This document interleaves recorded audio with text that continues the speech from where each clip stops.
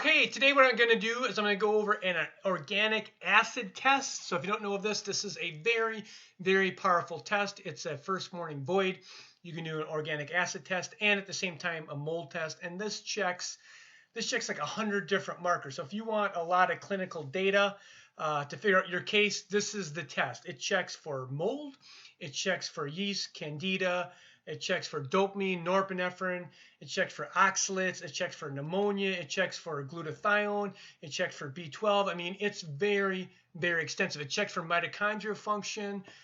So it's really extensive. So I'm just going to go over one of my patients' tests and give you an idea of like the impact or what this can actually do clinically for you if you're out there suffering. Now, if you're watching this video, I appreciate you subscribing to my station or giving me a thumbs up or sharing the video.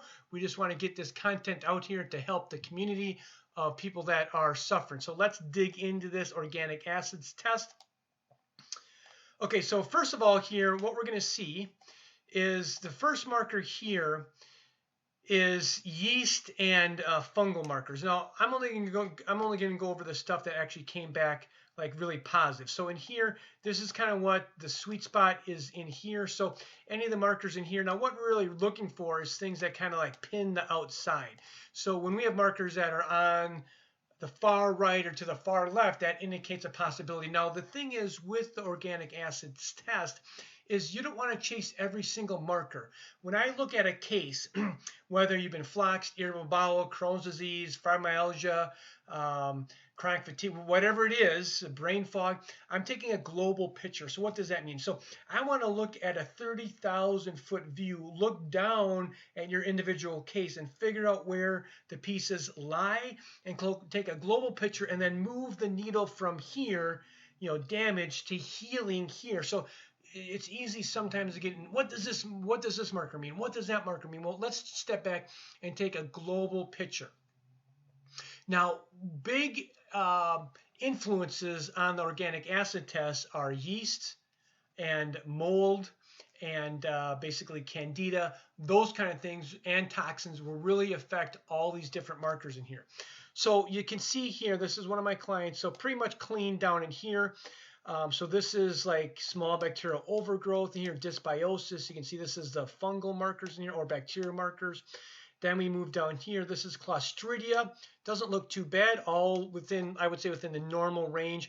Now, some of these, it's only a matter if it's a problem, if it's high, okay? So some of these are just normal low. Then we're also going to be looking at here is oxalates. Now, if you've seen any of my other videos, you really need to get checked for oxalates. If you have any pain, tendon pain, muscle pain, brain fog, you need to make sure that you do not have oxalate crystals. Oxalate crystals are small little crystals that can form in your brain, in your tissues, in your tendons, and cause chronic pain. And in my opinion, a lot of Floxxies actually have this and have no idea that they have high oxalates. Okay, so now we start getting in some of the markers here, so you can see lactic acid. So what do you know about this? Well, if you go to the gym and you start to lift weights, the next day you're going to be very, very sore. That is lactic acid buildup. Now, this person here, you can see you want this less than 19, and he's at 95. So this is quite substantially high.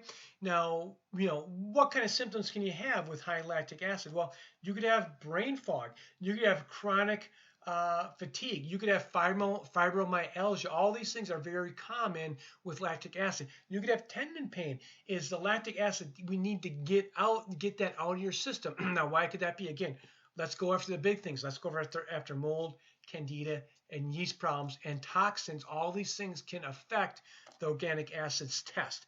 Now look at this in here. You see this here? We're going to see this right here. This is the mitochondrial markers. So we can actually have a test here that actually checks to see how your mitochondria is functioning. The mitochondria are producing energy. And just imagine, this is the mitochondria, and the mitochondria to produce energy have lots of different components, moving parts, and they all have to work together. It's like a clock, like the old watches back in the day. You'd have a whole bunch of different wheels within the clock. So All these different wheels have to rotate properly to make proper energy. Now you can see here, all this stuff in here is indications that his mitochondria is not producing energy properly. So now we have, okay, why is this happening? Why isn't this person producing a proper energy? Could it be a genetic problem? Could it be mold? Could it be yeast? Could it be that he doesn't have enough nutrients in his body? One of the things is L-carnitine helps transport these minerals into the mitochondria. Maybe he's deficient in that. Maybe you don't have enough hydrochloric acid in your stomach breaking down the food to digest the food. Maybe you have low vitamin D levels. See, all these things need to be figured out. Maybe he has chronic low-grade leaky gut, and his gut's inflamed, causing inflammation, causing the mitochondria not to work well. But when we do this test, we can take a global picture. No, like here's a test. Here is a test that shows your mitochondria is not functioning properly. Now we also have amino acid metabolism. Now, let me just do a little bit more on this right here, because I think this is important to kind of go over what these lab markers mean here. So when you see this stuff being high, what I would consider this, it's like a traffic jam. Like all these different cogwheels need to spin together to make mitochondria, to make energy. Now, what happens, it's like a highway. Like there's a traffic jam, right? There's a traffic jam for, let's say, 1 mile or 2 miles, right? So that takes you a long time to get through that traffic jam. Let's say that takes you 15 minutes to get through that traffic jam. And then when it clears up, then you zoom up, and within 1 minute, you've traveled 1 or 2 miles. Then you hit another traffic jam. Then you have to stay in that traffic jam for 10 minutes to move 1 mile. This is kind of what happens here. This is my analogy, is what happens here is when you have these traffic jams, like things just don't spin right. And here's another traffic jam, mitochondrial markers, amino acids. These aren't spinning well either. So we have the metabolites of the energy, mitochondria, and then we have amino acids, because amino acids also produce energy and are needed to spin the mitochondria and spin all these different wheels moving at once. So here we can take a global picture and say, wow, this person is not doing something correctly, or something's not working right. Now we get into neurotransmitters, anxiety, depression, depolarization. All these things are very common. Racing heart, all these things are very common here. And you can see dopamine here levels are high. Now, is it hugely high? Is it over here? No, it's not hugely high. No, this can be caused because you can have too much yeast overgrowth, okay? Now, on the test, on the very beginning part of the test, we didn't see any yeast overgrowth, okay? So that would be like right in here. Arabinose, this is the big one for yeast. So he's 16, he's out of the reference range. So is that a possibility that he could have some yeast? Guaranteed. Does he have mold? Yes, he does. We've done another test, the mycotoxin test, to check for mold. So we confirm mold, and he has Arabinose here, number 7 right here, which is yeast, which is out of the optimal range. And then when you have too much yeast going on in your body, that can affect your neurotransmitters in here as well. So we have dopamine that's a little bit too high. Let me just show you this here so you can see that the dopamine here, just dopamine is a little bit elevated. And then here, then we have some other things in here going on. We have serotonin, which is on the low end, right? So what do we have here? So here we have the dopamine here, which is elevated.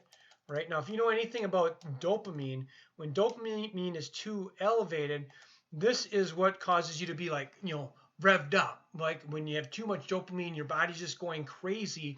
And this is like a lot of these drugs like cocaine and that kind of thing. They hit your dopamine centers and they make you feel like really good and really excited and very alert. So this is what can happen when you have that. Now what happens, because the chemistry is not working right, he has high dopamine levels. Now we have here serotonin. Let me erase this level right here. You can see serotonin right in here. Serotonin is on the low end right here. So not a lot of serotonin. Well, what does serotonin do? Serotonin is like relax, okay?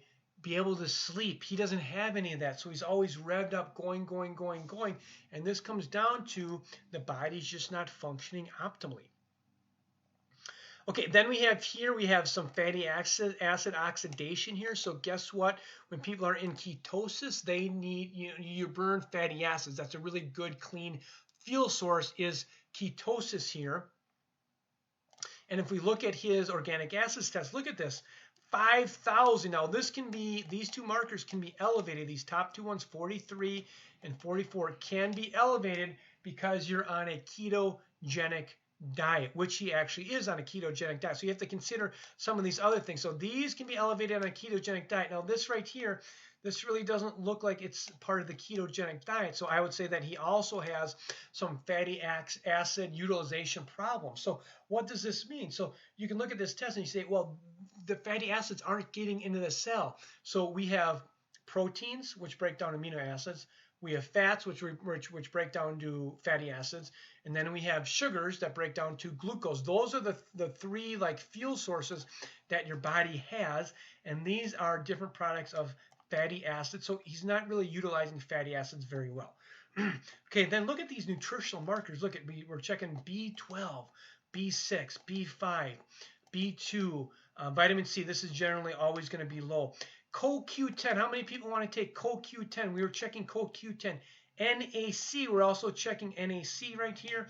And on this person here, or in general, you want NAC to be at the very bottom here. If it's not, that tells you that you need glutathione. So there's a lot of intricacies about this testing here that really needs to be looked at.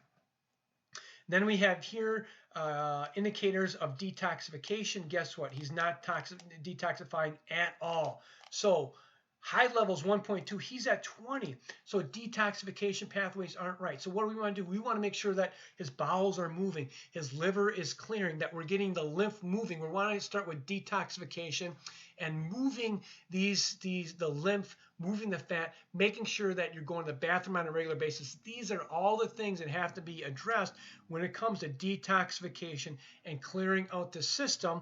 And if you have yeast, mold, and what I found clinically too is parasites. When people have mold and yeast, the parasites start to grow. I've had patients that have done parasite protocols and have pooped out like parasites, ringworms, nematodes, like all these things that can be sitting in the gut and sitting there and causing a lot of problems. And within parasites, that's where yeast can, or that's where like lime can be in the parasites. There actually can be lime in the parasites. There can be heavy metals in the parasites. So this is a really critical thing, is to start cleaning out the gut, making sure that you don't have any parasites.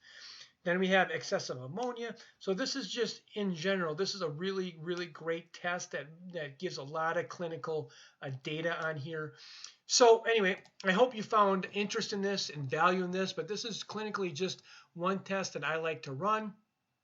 And when you do testing, I try and do testing that's going to make an impact, right? You don't need to have the same blood work. You don't have to have your cholesterol checked again and again and again, right? Because that doesn't tell you anything different. So when you apply therapy, you actually want to run tests that show you something different and give you a different result and give you a different pathway for you to get better. Okay, so I hope you found value in this, and where there's help, there's hope. Take care. Bye-bye.